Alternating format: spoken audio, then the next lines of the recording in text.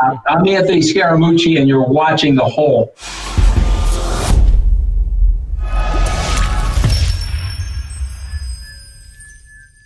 Welcome to The Hole. I am Rob Sprance. I'm Franco Del Valle. And I am Jarrett Pressman. And I am very excited. Harry Shearer is with us. And Hello. Harry, I'm really excited to have you for a couple of reasons. And I think right now, there is no better time to have you on because you are... I love how honest you are with what's going on and that you're not afraid to voice your opinion. A lot of people are staying quiet, at least not recently. But so many people are staying quiet. And instead, you have gone guns blazing against Trump and the current administration, which, is wonderful in the fact that, we need more voices that are very eloquent and can say things the right way. You have a dry sarcasm about your humor. That's just, I listen to the show and, right. It's just, it's something that I think humor sometimes gets to people in a different way and still gets a message across. So you have not only do you have one Trump song, but you practically have a double album. Yeah. Well, you made reference to the radio show. I'm able to speak freely because at the moment I don't work for the CDC or the National Institutes of Health, so I don't have to worry about that. Right. But since I do a radio show every week and I make fun of the news, it turns out, who knew, that there would be a guy in the White House who demands our attention every single day. And so I've decided to comply.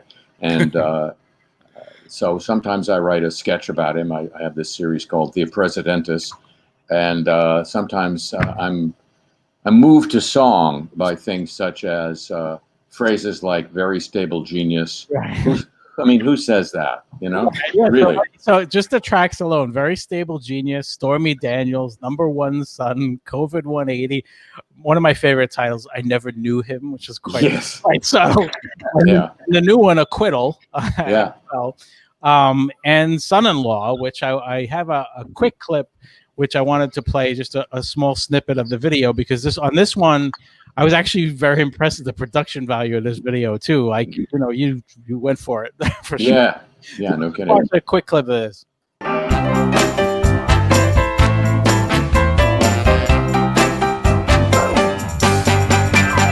Person I trust most, son-in-law. He's the butter on my toast, son-in-law. He gives me good advice. He's cheap at half the price.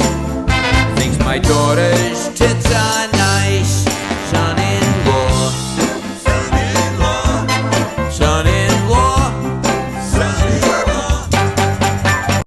Yeah, that's really well done.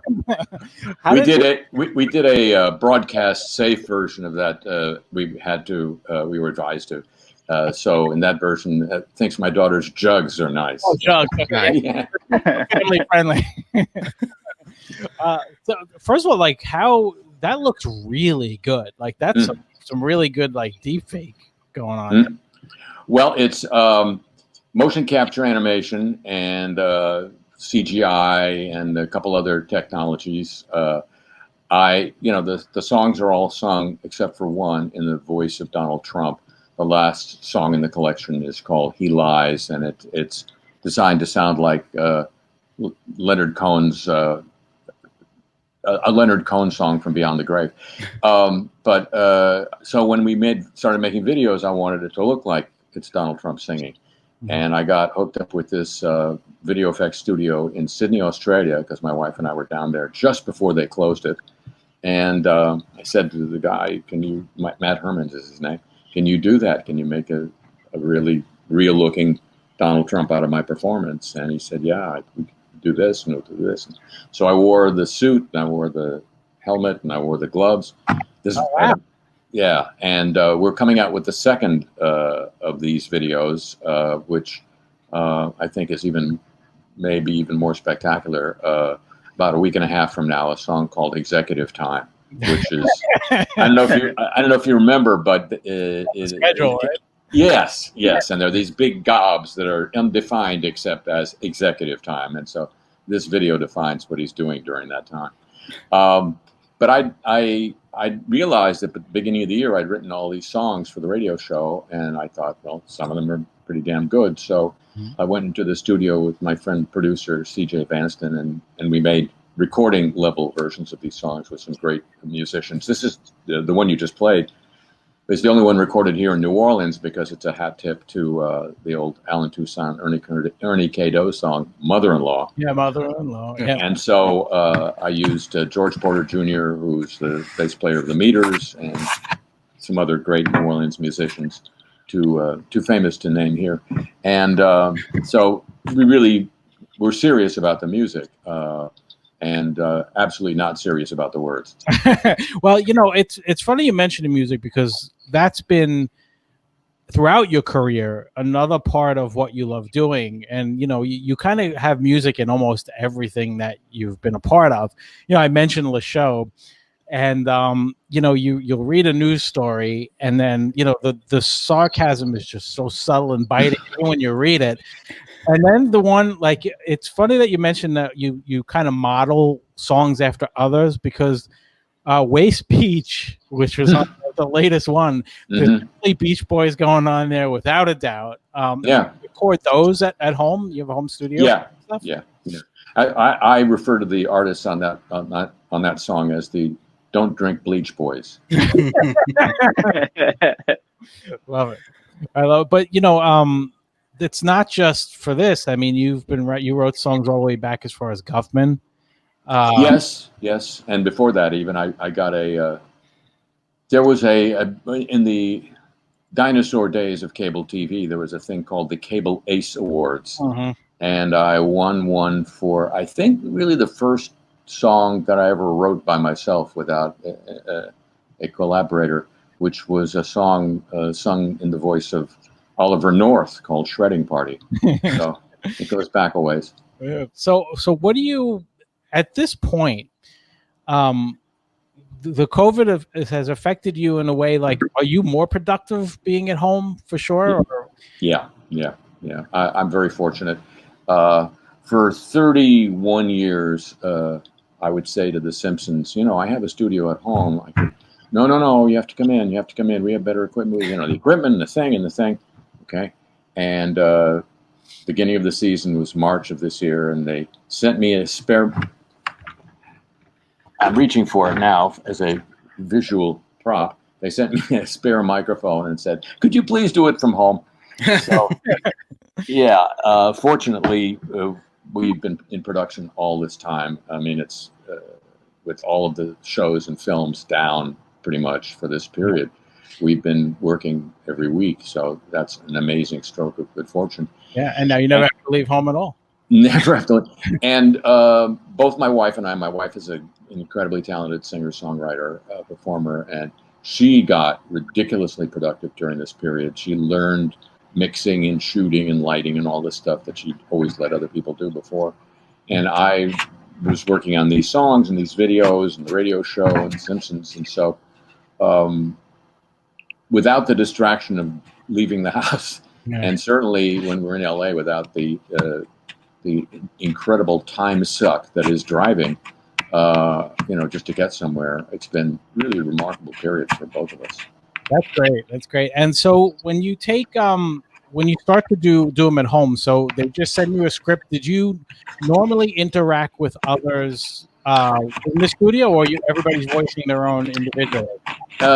First 10, 15 years, we were all in the studio together, and then, as life does, it starts. Did people pursue different opportunities and are in different cities, at least before COVID. And so it's been pretty much one person in the studio at a time ever since, at least for me. Yeah, I hear a lot of noise around your mic. I think, is there any fidgeting going on over there? Now it's quiet.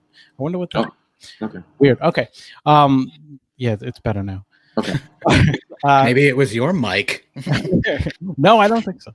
All he had to do was call it out, and it happened away. It went away, right? Exactly. Yeah. Yep. The technical gods help me. Yeah.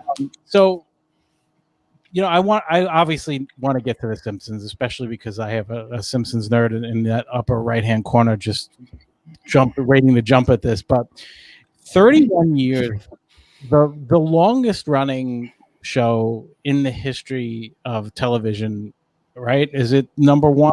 Is it's Meet the Press. Which one is? Meet the Press. Meet the Press. Yeah. All right, sitcom. Let's put it that way. Yeah.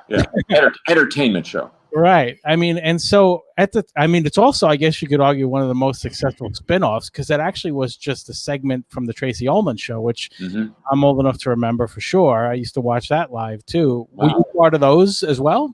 No. I came in when it became a full-fledged show of its own. I was around the Tracy Ullman show for a couple of things. I don't remember what, but not involving The Simpsons.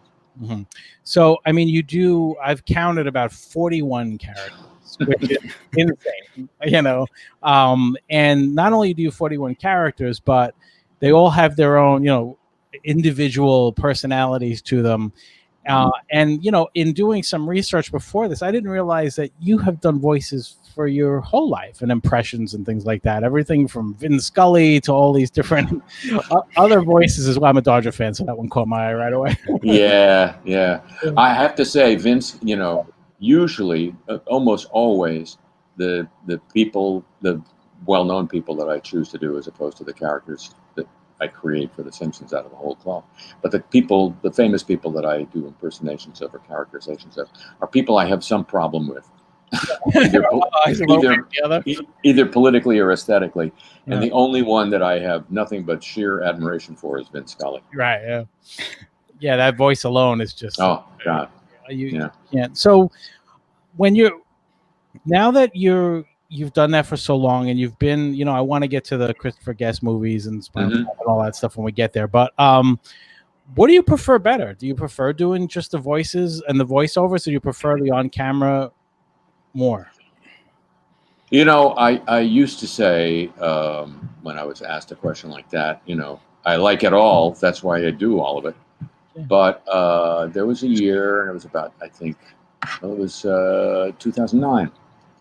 And I looked back in August. Look Back in August was the original name of that play. And I realized, I'd started the year with a live gig performing with a band the songs from an album I'd done of songs about the people in the Bush administration called Songs of the Bushmen. Okay. And then we did a Spinal Tap record, and then Spinal Tap played Glastonbury Festival and Wembley Arena. And I was thinking, in August, I've never been happier, and all I've done this year is musical projects. Yeah. And I realized, if you can make $1 playing an instrument and or singing, you are one of the blessed people, because music, I love comedy. I've loved comedy all my life, but music is this other place that you can go that is a really charged place with, energy and something very special, especially when you're playing with other people. So I'd rather be standing on the stage of the place I once called Carnegie fucking Hall, and playing very loud bass. Yeah, and so I guess while we're on it, we'll stay there for a minute. What's one of the things about Spinal Tap, as someone who kind of grew up a metalhead in my teenage years, is how like there. Yeah, you want to see how terrifying this is there. Yeah. So just to give you an idea, but. The metal community has embraced Spinal Tap so much, even back then. Yeah. That, even when they did the Hearing Aid, which was their version of Live Aid, I remember you were part of that too. Yeah. You were in there in the gear. You've taken Derek Smalls to another level. He's become a person. Yeah, he has. I mean, there are two characters that I've done more often and for a longer period of time than anybody else, and that's Richard Nixon and Derek Smalls, although Trump is catching up. And, you know, everything out of Derek Small's mouth from the movie onwards has been improvised. So you're really living inside the character to be able to do that. And so it's been really an amazing kind of acting experience to be this other person every once in a while. And in addition to be playing and singing and all of that stuff. Mm-hmm. When we did Hearing Aid, Michael was there too. I don't think Chris made that. And we were struck. It was 1988, I believe. And so it was only 4 years after the movie came out. And we were struck by all the metal guys just being almost charmingly grateful that we made a movie about them. Yeah. You know, they didn't see any attitude in it. They just saw that we'd made a movie about them. And I remember Rob Halford came up to us and he was almost gushing to say, you know, we were playing San Diego the other night. We couldn't find our way to the fucking stage. Yes. I didn't realize that every line from that was improvised. It was Actually, the only two lines that were not improvised were the Toast by Patrick McNee, the head of Polymer Records. Mm. We wrote those, but everything else was improvised. Yeah, that's great. And then, so does the same go for Christopher Guest's other movies? So so everything that's incredible. Man. Yeah, it's incredible. It's scary. It's very scary. That was my next question. Yeah, and the reason that it works, I think, and a lot of other improvised movies. First of all, I mean, we didn't make Spinal Tap to make an improvised movie. We made it an improvised movie because we wanted it to be believable as a documentary that you were watching. But that's a group of people that are so damn good at it. I mean, I had not improvised before Spinal Tap. I always wrote the stuff that wrote collaboratively the stuff that Michael and David Lander and I did as a comedy group called The Credibility Gang.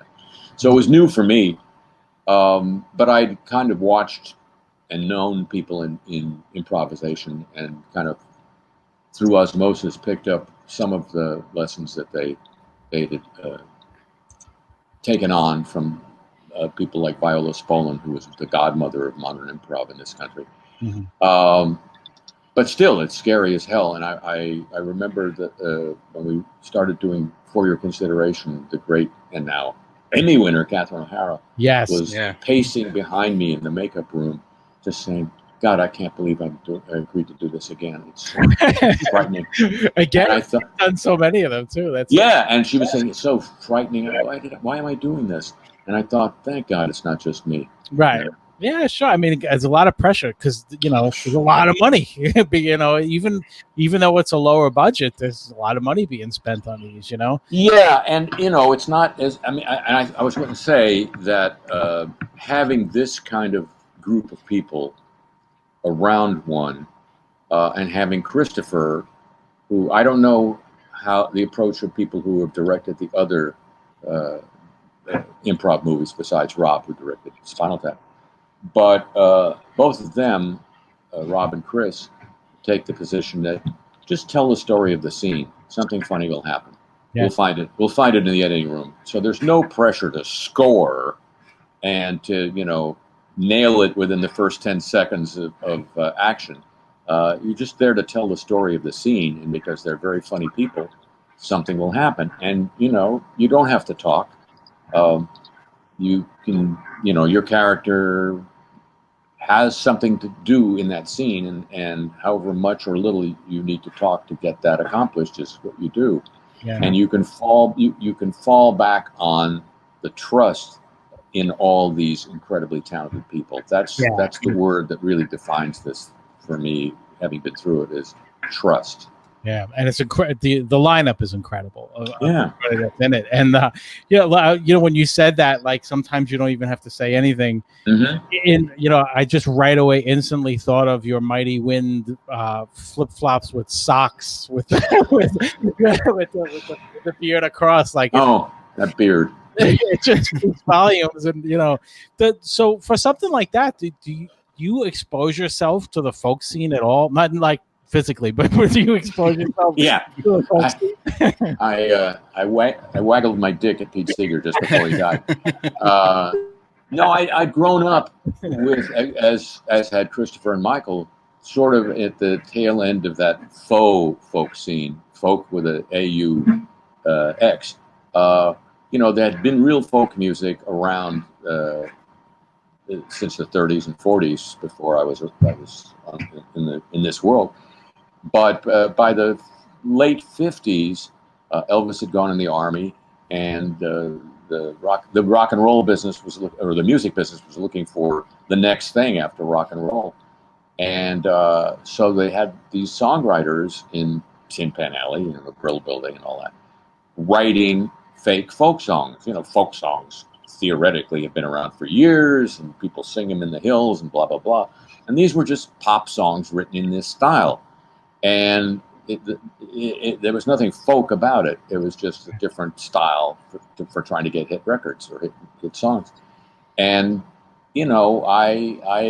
I'd heard the Kingston Trio when I was in school and kind of thought that was a little bit lame, and the Brothers Four and all of that. And that's really the world we were making fun of, is this kind of manufactured music, Right. And we had all seen and heard it because that was part of our youth. So that was all the exposure needed. Yeah, and for your consideration, I had to think you didn't even have to tap into anything since you're all in the movie business anyway. You know how. Yeah, you just have to tap into the desperation inside every actor. Right, exactly. All right, so I want to get back to The Simpsons for a minute, if you don't mind, just because I know Jared has some questions, and one of our members that was a huge fan couldn't be here, so he sent in a question in or two as well. So if you wouldn't mind, Jared, I'm turning it over to you. Just a Simpsons moment. Take it. Sorry, I'm just spending my Tuesday evening with my Jeff and my Oh, smell the glove. Sorry, you see the reflection in it. Yeah. Like Rob said, 41 you counted. I'm sure there's even more. But can we run the gamut for a moment? Yeah. We've got Charles Montgomery Burns. Mm-hmm. Yes. We've got Waylon Smithers. Yeah.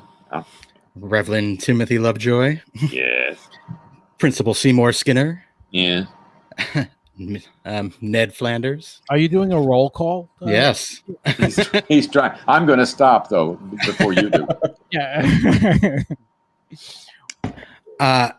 It's just like Rob was saying, like after 31 years of recording, you must slip in and out of it. Actually, even jumping back to the guest movies as well. Like when do you decide to, stop being Derek on stage, or if I'm on stage and it's Derek, it's always Derek. I've done some shows. Derek did a solo record a couple of years ago, and the show has just been videoed, a live concert.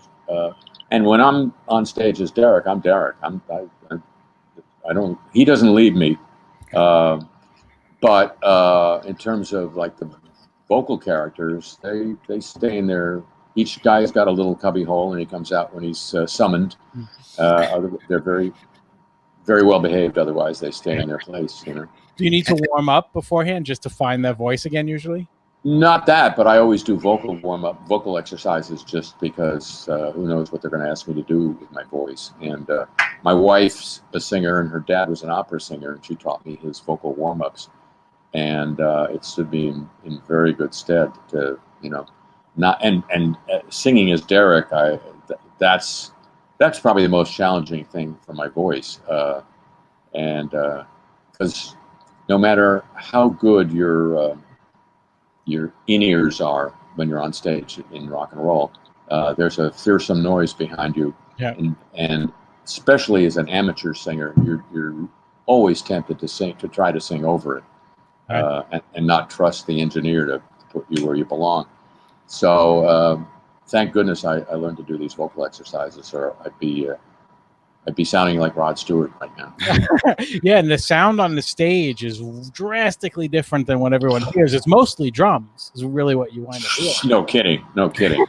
And so you wear these things nowadays called in-ears, and it takes you from a stage experience to a studio experience. And you can have your own mix, and you can have your voice as loud as you need it, so that you don't dare over-sing, which is the singer's nightmare. And jumping back to The Simpsons, I mean, the show's been on obviously for over 30 years. Have your characters had to evolve as the show's comedy has changed over the years, or what you bring to it is still similar to the early years? Pretty much what they write is what they get. I'm there to service the scripts. I know that the sound of Burns changed a little bit from season 1 to season 2 and thereafter, because we hadn't seen season 1. It hadn't gone on the air yet when we started working on season 2. So, and they didn't play us references. So it's like butt memory, Right. Yeah, but sometimes the writers will start to adjust based on who's playing the role, and based on the voices. Maybe it's a little different when you're doing characters rather than acting, but you got to think that the way you're doing these voices it kind of affects how they write the lines, for sure. Well, the best example of that is somebody who used to be in the production staff reminded me of something. He was on Twitter the other day, and he reminded me of this moment, which I had forgotten. But it was the first episode in which they introduced Ned Flanders. And again, we didn't see I didn't say this before, but we didn't see the characters before we started doing the voices. We just saw a little text description in the script, and I would just go for what I thought that sounded like without really thinking too much about it. So I start doing Ned Flanders, and there's a line, probably when Homer opens the door, and Ned's standing there, and it's written as "Howdy, Homer," and this guy recalls that I changed the line to "Howdly doodly, Homer," and they started writing like that for the next 32 years. So it does have some impact after all. Yeah, it's great. I would like to play a question or two from Chris. He can't join us. Not Chris. Yeah, Chris. Oh God, you say the same thing. So just to give you an idea, Harry, we had Neil deGrasse Tyson on, and he couldn't make it and sent in a question. Now you're on; he can't make it and send in a question. Should I even accept questions from Chris anymore, or should he just show up? What do you think? I think you should send his question from me to Neil deGrasse Tyson. Now I'm sure I'm way out of his universe, so to speak, for sure. All right, let's hear what Chris has to say. All right, fine, we'll give it to him. Here you go. I'm really sorry I couldn't be there for this one today because The Simpsons had such a huge impact on me growing up. So thank you and the entire cast for all the work you've been putting in for decades. As big of a fan as I am, my brother Ben is an even bigger fan, so we put our heads together and we came up with a couple questions for you. Thanks again for coming on the show and for all your great work on The Simpsons. So outside of the unbelievable reality of President Donald Trump, which of the Simpsons did it first have you found to be the most amazing? Which of the... Yeah, the legend The Simpsons did it. Oh, yeah. He wants to know which one you find is to be the most amazing, that they called it, basically. I have to confess something to you. I'm not really the best person to ask that question because we do these every week. I haven't watched an episode in a while, and because I'm kind of familiar with it when we're doing it, and so I don't really have a storehouse of memories of which Simpsons did it first things we've actually done. Right. I think fans have a much better sense of that. I mean, obviously, Trump becoming president is remarkable. It was and remains a great joke. Yeah, it sounds very similar to the Trekkies going to Star Trek conventions and asking them questions about. Yeah. It makes sense. All right. Did you teach Chris audio engineering, or does his mic just sound that way You know naturally? what? I have a video clip that I drop in post. It's not going to sound that bad. Don't worry. All right. That wasn't his audio. That's his voice. He just had Oh, a I very see. tinny Yeah. register. He's a robot. You know what's Well, funny is Neil Tyson, because when it sounded the same at the time that we played it for Neil Tyson, he's like, "Well, let's." You mean Neil deGrasse? Yeah, he said that doesn't sound any better. He instantly started correcting Franco before we even started. Oh yeah, He was started, amazing. Frank, what did you say, Franco? I said the time was relative instead of no, I said relevant instead of relative. Oh, well. I was just extremely nervous. You're meeting an astrophysicist who has been in the forefront of most anything I've ever seen science related since I was a kid. So it was pretty fascinating and really, really nerve wracking. Oh. All right, Chris has one more question. Let's play that. And trust me, it'll sound way better when it comes. Okay. So because the internet is such a weird and wonderful place, something as absurd as steamed hams can take on an entire life of its own. And we were wondering what other bits and what other jokes do you think will continue to live on and evolve for decades to come? That's such an interesting question, because I don't remember steamed hams. I mean, I've seen it on the internet, so I know it's a thing. But if you ask me what was going on in that episode and all of that, I have no idea. It's obviously become a thing. I don't know. I mean, it's hard. If you could predict what's going to be meme quality or able to go viral on the internet, you'd be richer than Mark Zuckerberg. There's still this unpredictable and almost quixotic and quirky quality to the stuff that catches on. And I'm sure that there are people working very hard trying to predict or create the next thing like that, maybe even at The Simpsons. But so far, I don't think that it's really possible to predict. God, I'm 0 for 2 on Chris's question. I know. Well, actually, you know what? Let me rephrase that a little bit. Yeah. What moment or episode or statement the show's made are you particularly proud of? What's one that you're really happy about? I thought in season 3, the episode where C. Montgomery Burns runs for governor was one of the greatest from a satirical point of view, from really making pointed and cleverly pointed statements about what's going on in this country in terms of politics and business. Was sort of a standout for me.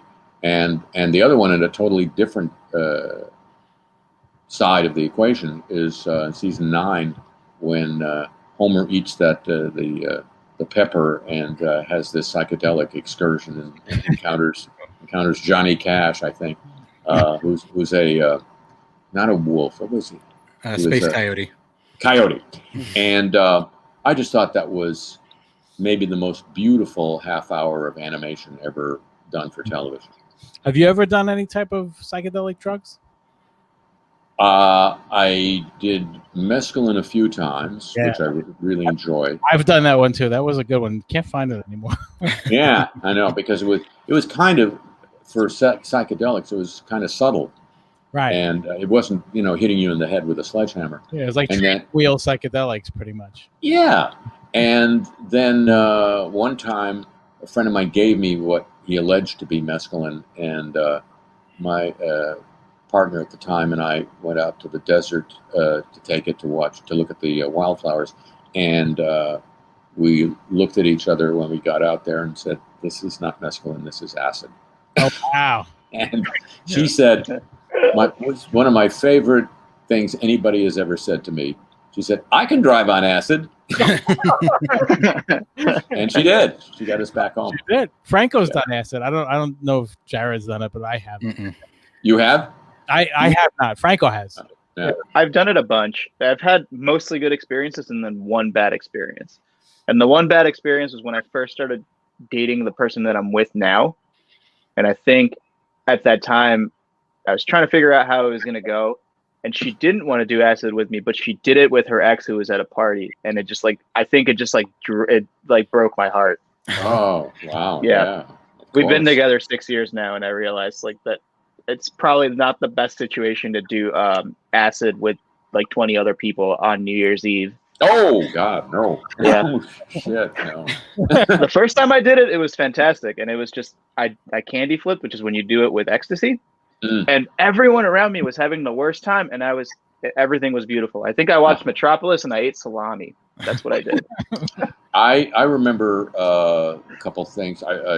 We went out to a steak dinner at a local restaurant about 2/3 of the way through the trip, and then we came home, and there was a movie called The Bells Are Ringing, which was starred a wonderful actress from the 50s called Judy Holliday, really funny actress, and it's about the days before voicemail, where people would actually be taking your calls and writing down messages, and then when you came back home, you'd call them and they'd give you your messages. And so she has a relationship with all these people that she's never seen, and at the end of the show, they all come together in one big scene at the end.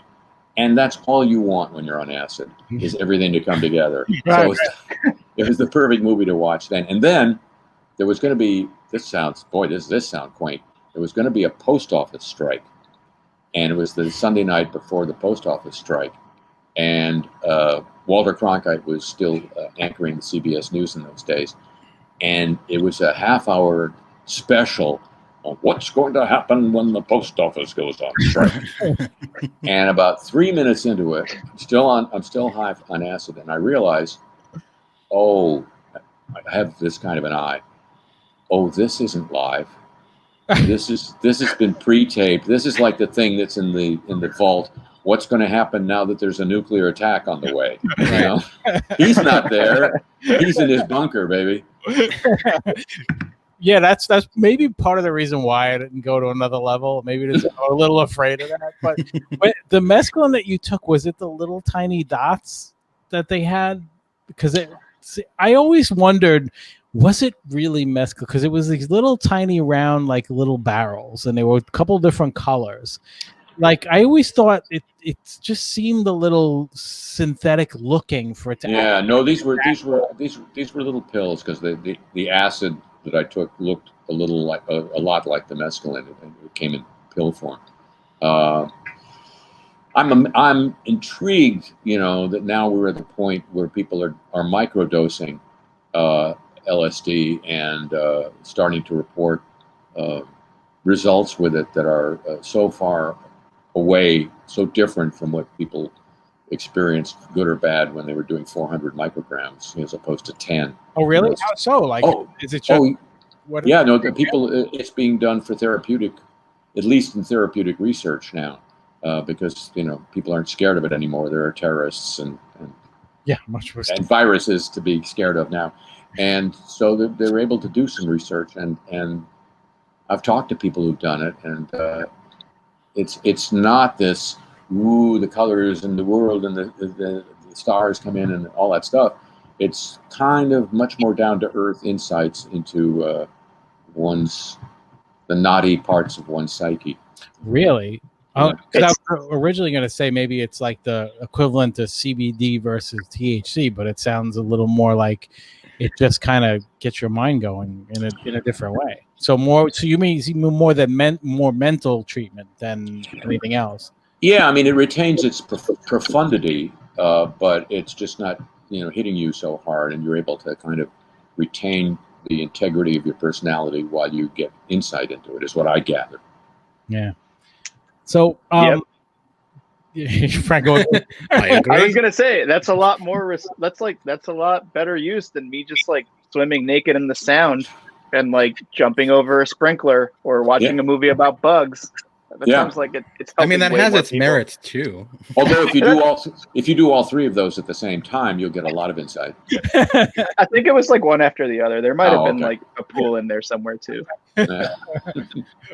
So circling back to the Trump songs, have you gotten? Because this is what's been happening to us as of late. I had Anthony Scaramucci on. The Mooch. Yeah, the Mooch was on, and I had Rick Wilson from the Lincoln Project was on. And we also had Noel Castler. And Noel Castler was someone who he worked on The Apprentice. He was a staffer for years. And Does he have the tapes? Well, he doesn't have the tapes, but he broke the NDA and told us all of these fucked up things because he worked with him back in the pageants even. Yeah, I was going to say, that's the worst part of all. Yeah, like he would walk up to the girls in Miss Teen and put his fingers in their mouth like he's checking horses. Like, it's just disgusting. Have you read the Michael Cohen book? And I haven't yet. It's the best. It's the best. I read a lot of the books. I just finished the Woodward book. He needs an editor.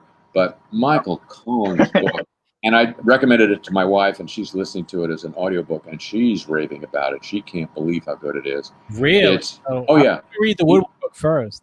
Which one? The Woodward book? The Woodward book first. Yeah, you got to read it, but it's like he's writing for people 20 years from now.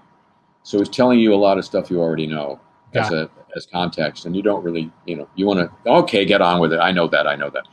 Cohen is just, it's fast. It's really clear writing. He had a great ghostwriter, somebody in the next cell, probably. And it's just one bombshell after another. Or is it written? I mean, this, you probably know this story. This is sort of the most tellable highlight. Sure. He and Trump are down at Mar-a-Lago, one of the places in Florida, and they're standing looking at one of the tennis courts, and there's a young girl just finishing up playing, and she's walking off the court wearing a white tennis skirt and a little top, and Trump turns to Cohen and says, "Boy, I'd like to get a piece of that ass." And Cohen turns to him and says, "That's my daughter." Yeah. And it continues, right? And they continue. She walks over and kisses her dad, and Trump says, "Okay, give me one too." And Cohen tells you how disgusted he is at this, and how his family is always telling him, "That's a disgusting man you work for. You should be ashamed of yourself. You should quit." And he admits, they were right, and I was a despicable guy, but I was totally sucked into this. And he uses the word mobster vibe. Yeah. Of Trump, and it's a wonderful book. Yeah. So what I kind of wanted to get to was when we had those guests on. First of all, 10 times as many views as any other episode, because people who hate him would share it like crazy, and then people who love him would attack. Would want you to hate. Would want you to hate you. Yeah. Right. So I mean, look, for me, I get 100% of the views. So I don't care if you're watching it to hate it or to love it. But the comments, like, people were going after, especially Scaramucci. So do you get those when you put these videos up? I mean, do you get any people that are coming at you, or just Yeah. I mean, every once in a great while, I'll look at comments. I'm every day on Twitter, but YouTube sends me some of the comments that people put there, and it goes all over the place. There are people who love it, there are people who hate it, there are people who said, "Oh, Randy Rainbow did this better," which is my favorite so far. But it's fine. I've had worse. I would say the worst barrage of, we're not on the broadcast spectrum, right? I can say shit. Anything you want, man. Yeah, the worst load of shit I've ever gotten for anything I've done in public was 4 years ago. And it was from a couple of women, I'm not going to mention their names, both prominent in the Democratic Party, who couldn't believe that I wasn't a Hillary Clinton endorser. Well, I don't endorse, because I make fun of whoever's in office, and I don't want to taint that by, "But you said I should vote for them." And it was literally viler than any shit I've ever gotten from the people on the Trump side. Yeah. So I don't invite them to my dinner parties anymore. If one of them is Kristen Gillibrand, I have problems with her aside from that. So. No, neither of these was Kristen Gillibrand. Yeah, but it's amazing the amount of people. So here's a prime example. The other day, CBS News is running a clip from a Mitch McConnell press conference. Yeah. Local, right? Yeah. So as he's walking out, he falls down. Okay. Yeah. I will show you because you deserve to see it for all the work you've done. But so I took it and looped it 3 times and I posted it. But I posted it with a link to our podcast just for the fuck of it. Mm-hmm. In 2 days, it has over 2 million views, and my phone has been blowing up. And because you know how many people love to share this? Well, come on, that's a flying Mitch. Yeah, there we go. Whoa! So, yeah. And, If he'd fallen on his back, he wouldn't have been able to get up. You mean like all turtles? Yeah. The best comment of all of them was, did he fall or was he just trampling on the Constitution? Well, I mean, the best part of it is the front where he's kind of looking like Superman, except he doesn't gain air. Yeah, you'll also catch, for some reason, the Secret Service guy or his security grabbed for his gun. So watch it. Yeah. He goes down, and look, he's grabbing for his gun. Yeah. Meanwhile, it's too bad he didn't do it. Yeah. And his wife isn't even bothering to really help him. No, I know. That's what I'm looking at is, only when he's halfway up does she thought, no, that's not her. She's just looking, right? Yeah. There's somebody else behind that's helping him up. Yeah, that guy. Kind of. And he does a double fall right there. Like he goes back. Yeah. All right. You wouldn't either if you had to kiss that chin goodnight. Look, the guy deserves all the hate he's getting. Not for that. I hate him so much. Yeah, he is a great villain figure. Partly because he's learned one thing from Trump, and I think this doesn't get said enough about Trump, even by me. But Trump's real contribution to the political history of this country is the value of absolute shamelessness. Yeah, and it's why I never believed the blackmail stories about him and Russia. How do you blackmail somebody who can't be shamed, who's not ashamed of anything? Yeah, I mean, right. I grab him by the pussy, nothing happens. What are they going to release that's worse than I grab him by the pussy? I know. And like everyone thought that was it. And you know how many times we're like, yeah, that's got to be. Well, that's the line right there. Oh, he's not going to survive that. Right. And I think McConnell has imbibed that well. Because I don't care what I said 4 years ago. I'm saying this now, and if you don't believe me now, watch me in 2 years, and I'll do exactly the opposite, and we'll be here again. Yeah. I mean, it's just it's a who gives a fuck. I spent a lot of time on the subject of Richard Nixon, and I did a series for British television, which is on YouTube here, where we reenacted the craziest and spookiest moments in the White House tapes. Mm-hmm. And if you listen to the tapes, he says everything in private that Trump says in public about Jews, about gays, about women, about Latinos, about people from Harvard, all of it. But he still thought you needed to maintain this facade of dignity and propriety. Right. And Trump doesn't.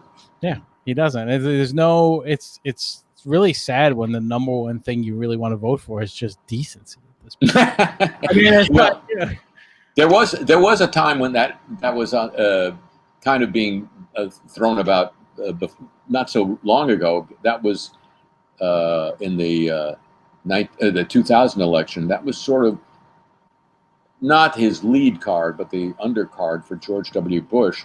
Will return decency to the White House, by which he meant he's not going to be sucked off in the back in the special room, how things and finish himself off in the sink. and they actually issued a press release after George W. Bush was elected that announced the first thing he was changing in the White House was he's swapping out that sink. But like it's funny because now I look and I think I would. If I had to take Bush back over him, I probably would have. Oh, you and Michelle Obama. Even with the COVID death toll where it is now, Bush killed a lot more people and tortured quite a few as well as Barack Obama once. The 4 most embarrassing words Barack Obama ever spoke were, "We tortured some folks." Yeah, right. Yeah, he said it just because you add folks to the end of it. Doesn't mean- Yeah, folks. Hey, folks. Sorry about the. Sorry about all that torture, folks. Yeah. But yeah, There was a video I did of that. I did a song about that, and there's a video up about that too. So is that on your site also? Yeah. So I don't just pick on one side, folks. Come on now. No, you pick on, the thing I love too about the show is that, going through the new, you have this segment where you just basically read the apologies of people who apologize for things that they've done. And, that alone, I bet you could, you probably just search for the word apologize and find every news story in the last 24 hours with it.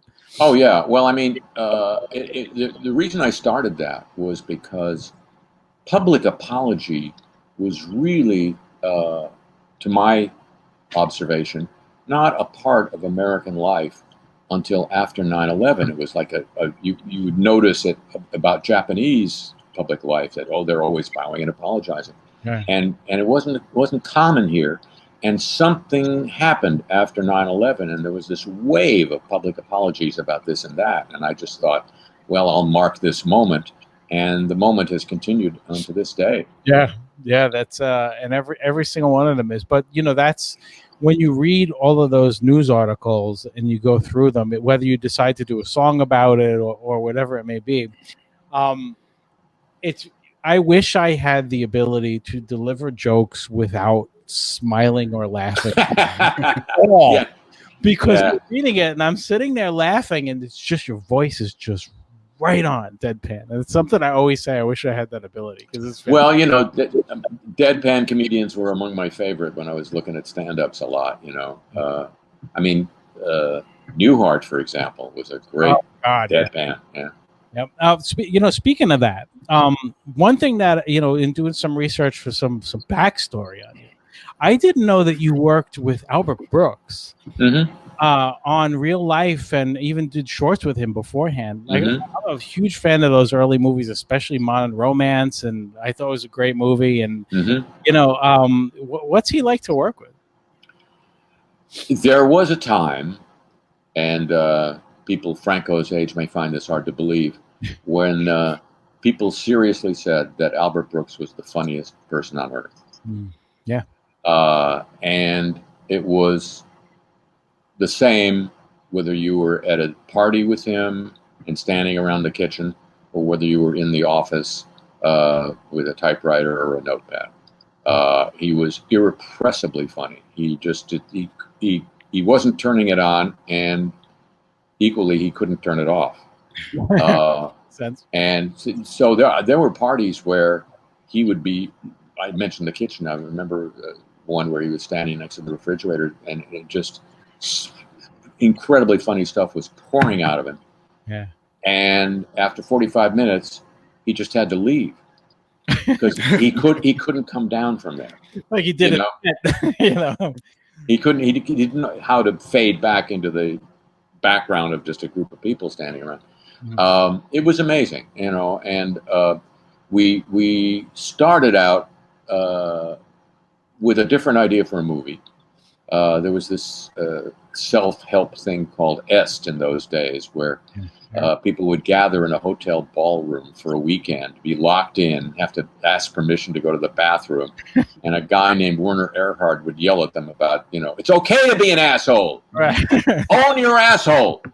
And strangely enough, a lot of Hollywood agents and producers went to that, because he was telling him it's okay to be as much of a jerk as you are. Right. Now look.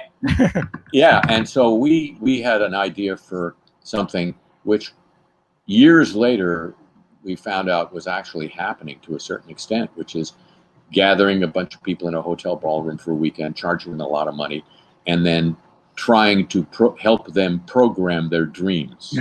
That's great. Because if you could program your dreams, you could then live the life you wanted to live. Right. And we tried working on that for about 2 weeks and just thought, this ain't a movie. And then Albert came up with the idea for Real Life. Yeah, which frankly is maybe the first, even though it's not reality, it's probably the first hint of reality television pretty much ever. Well, yeah, I mean, it was making fun of a show that was on PBS called An American Family, which was in effect a reality show following a family around. There was their gay son who was yet to come out, and there was a staid mom and dad, and it was all that stuff. And it was really handled as if it was the most serious shit imaginable, and we just took it another way. Yeah, so I don't want to keep you here forever. I appreciate all the time. Jarrett, you have any other Simpsons related questions you want to get? Let me. No, I think you'll never see Harry ever again. No, I think Chris ruined it. Well, you can talk like this, and I know it sound a lot like first. I have a Folksman question, though. Yes. When you guys were recording it, were you playing live on stage? In the film. Yeah. Yes, that was the most exciting day I'd maybe had in a movie. Christopher said to us the night before, or the weekend before, we're not pre-recording any of this, and we're not going to fix it in post. What we get on the day is what we get. And what he succeeded in doing was making everybody in all three groups as nervous as the characters in those groups would have been doing it. And it worked. I mean, I can't tell you how stunning it was. You know, I mean, Chris and Michael and I had been on stage playing music as Tap and had done the Folksman in a bunch of situations, including at a folk festival at UCLA where we preceded the Kingston Trio. So, you know, it was relatively easy for us, but seeing these other people in the cast who had never done this before, learned their instruments for the movie, and then, okay, now you got one chance. Well, three chances, you know. Yeah. But what you do on this day is what's going to be in the film. And everybody, you know, hit it out of the park. I mean, it was so thrilling to watch. It was a really remarkable day. And when you did Wembley, how was it to open for yourself? Well, we did that. We did a whole tour where we opened for ourselves. We played the aforementioned Carnegie fucking Hall opening for ourselves as the Folksmen, and we played the Greek Theater in L.A. and Hard Rock in Vegas. The only time it was, I mean, the joke was this is the worst possible band to open for a hard rock band. Right. Yes. And, you know, the only time that backfired on us was we played Carnegie Hall, and it was a success. And so we got invited back to New York after we finished the rest of the tour to do the Beacon Theater. And the promoter failed to put on the tickets or anywhere, even the fact that there was an opening act. So everybody came with their drugs ready for Spinal Tap. And we come out there as the Folksmen, and we are the worst possible opening act, and the crowd reacts accordingly, and they start going tap, tap, tap, tap, and we can't say no, we're the people you like. So we had, you know, the joke came true. That's so funny. Awesome. Thank you so much, Harry. I want everyone to go to harryshearer.com. Check out or my YouTube channel. Beautiful. And it's just YouTube/Harry Shearer? Yeah. And all the videos all the songs we've released are up there, and we had 8 so far, and then there'll be 4 or 5 more. Awesome. One a week all the way through D-Day. Well, thank you for all of the years of laughs. I really appreciate it, and I wish you nothing but the best. And I hope that you get to stay home and do the show for the rest of the day. Thank you. Great meeting all you guys. Take care. Yeah, Harry. Thank you. Cheers. Awesome. Very, very cool. I wish his sound was better, but other than that, it was very, very cool. You can tweak some of it. There was one part where it was extremely distracting. Yeah, that's all right. I'll work on it. I'll probably do a fade in and fade out. Every week I wind up having to sit there with the audio, but it's worth it because you're Richie Castellano now. It was great. Yeah, I know exactly. I'm complaining just too. But speaking of Richie, Jarrett, why don't you give a plug for what you're involved in? So Band Geek has got a bunch of new videos coming. We had a video last week with Konstantin Maroulis, photograph. If you haven't checked that out, it's youtube.com/Richie Castellano. or richiecastellano.com, or just type in Band Geek Podcast into Google. There's a lot of good videos coming soon. So I know keep you your eyes out for those. give them away because Richie will kill you dead, but Yeah, I can't. he's mentioned a few to me, and you're in for a big surprise. And we had Constantine on too. He hung with us for a good 2 hours, and played a song and everything. He was great, man. He was a great guest, a talented guy, and how he hit those notes, those Joe Elliott notes, is very impressive. It's I'm amazed at some people. Sometimes you see them and you're like, wow, yeah, they're pretty good, and then you ask them to do something else and you're like, whew. I know. Couldn't do that on my best day, in my best dream, on my best drugs. Like, well, I'm glad you were able to join us, especially for Harry Shearer. I know you're a Simpsons fan and a Harry Shearer fan especially, so it's I do not burp the whole time. That's what I did when Neil deGrasse was on. I just kept burping. I just make it come out the other end. Yeah, that's smart. Push your deep down in, and then it just eventually just gravity. Well, once again, I want to thank all of our new watchers, viewers, listeners, whatever it is, especially if you've come to us through Mitch McConnell falling down. What better way to use Mitch McConnell's misfortune than to promote our show? We've got seriously thousands of new subscribers just because Mitch McConnell fell down. And if we get nothing else out of him, I'm a happy guy for that. No doubt about it. So go to thewholepodcast.com. In addition, you can see so many other celebrity interviews that we've been doing. We have a lot more coming. I say it every week, but we really, really do. So I want to thank you again for listening to The Whole and watching The Whole. I am Rob Sprance. I'm Franco Del Valle. I am Jarrett Pressman. Later, motherfuckers.